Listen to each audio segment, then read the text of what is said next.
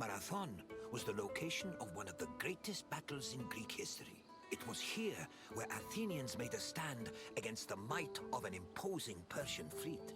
Your visit will take you through the causes of the conflict, the battle itself, and its far-reaching consequences. In 490 BCE, 600 Persian triremes landed on a beach 35 kilometers north of Athens. Standing in their way were 11,000 hoplites led by the prestigious Athenian general Miltiades. The Persian forces outnumbered the Greeks approximately 5-1, and yet the smaller force managed to push back their would-be conquerors. The Battle of Marathon was a major turning point in the Greco-Persian Wars, and the Athenians' victory would be celebrated for many years. The modern-day distance-running event is named a marathon in memory of a soldier from the battle who ran back to Athens to announce their victory, though whether this is real or legend is uncertain. The Persians wanted to invade Greece in part due to its rich silver mines. In 545 BCE, they came closer to this goal after their victory over Croesus, the king of Lydia. The victory forced some Greek populations in Asia Minor to surrender and gave the Persians a solid foothold to carry out a large-scale invasion. In 494 BCE, the city of Miletus revolted against its Persian rulers. They were aided by Athens and the nearby city of Eretria, and even burned down an important Persian temple. The Persian king Darius was enraged by their sacrilege, and in 491 BCE, sent messengers to the Greek cities demanding their submission. Athens and Sparta killed the Persian messengers, goading Darius to invade. The Persians began their attacks, first capturing the city of Naxos and enslaving its inhabitants, then taking the city of Eretria.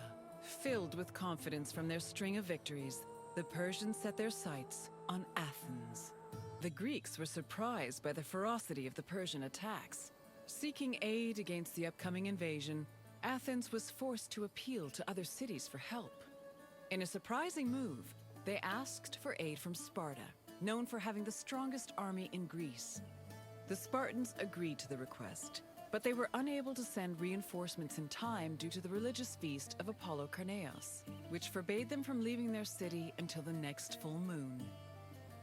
The only extra help Athens managed to acquire was from the small Boeotian city of Plataea, which sent an additional 1,000 hoplites. This was the first time in Greek history that their entire civilization was under attack from an external invader. Despite sharing the same language and same religion, Greek city-states had often warred amongst themselves. The Persian invasion was the first time they realized the necessity of collective action to ensure their survival. The Persian fleet originally planned to land at the port of Phaleron. However, the exiled Athenian tyrant Hippias, who sided with the Persians, advised them to land at Marathon instead, where it would be easier to deploy cavalry. The Athenians were unaware of the Persian battle plans and left Marathon undefended. This allowed the Persians to quietly set up camp on the beach, while Athens scrambled to mount a defense. The Persians' overwhelming numerical superiority forced the Athenians to get creative with their defensive strategy.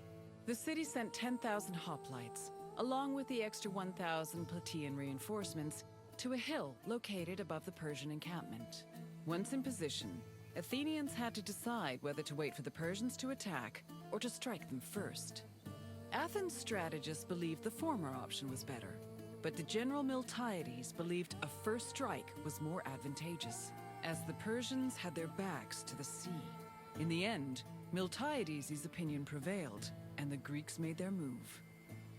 According to Herodotus, the Greek forces charged at the Persians without archers or cavalry. The Persians were unprepared for what they saw as an act of madness. While they were able to hold the Greeks back at first, they were eventually pushed back to their ships and forced to retreat.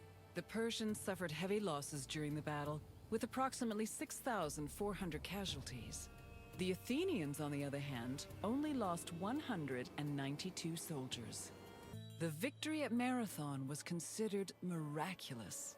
The Greeks attributed this miracle to the appearance of legendary heroes who they allegedly saw return from the dead to fight at their side in defense of the city.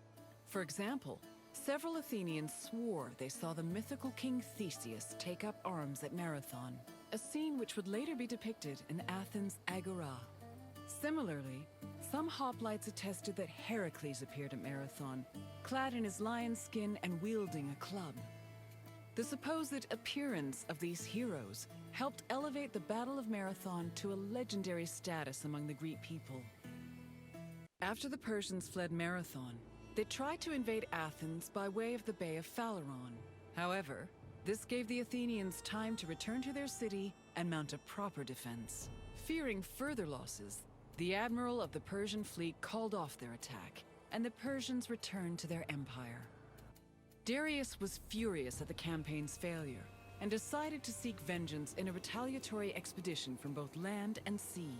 Meanwhile, Sparta begrudgingly congratulated Athens on their victory. The victory at Marathon marked the beginning of a new era for Athens. According to Herodotus, Athens' success at pushing back the Persians ranked them first in the ongoing competition between the Greek city-states. The Athenians immortalized their prestige by erecting monuments in both their own city and in Delphi. The Battle of Marathon was also perceived as a blow against tyranny. Tyranny went from being perceived as a simple flaw in authoritarian excess to major treason against the homeland, a sin that rulers would take great pains to avoid being accused of. This helped consolidate the institution of democracy for the next 2 centuries. I hope you enjoyed this look into the famous Battle of Marathon. It was not only a major turning point in the history of Athens, but also for all of Greece. Its repercussions would be felt for many years to come.